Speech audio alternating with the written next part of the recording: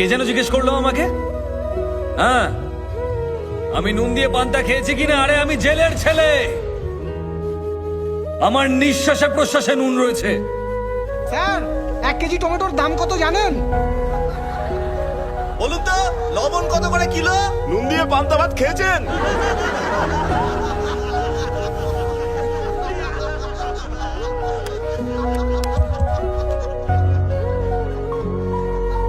আজ আপনাদের কথা শুনে খুব লজ্জাই করছে আমার। সত্যি কথা বলতে 1 কিলো টমেটোর দাম আমি জানি না। টমেটোর দাম জানে না, নেতা হতে এসেছেন? এই স্যারকে টমেটোটা চিনিয়ে দে না। স্যার একবার এই টমেটোটা দেখে নিন। আরে এই এই এই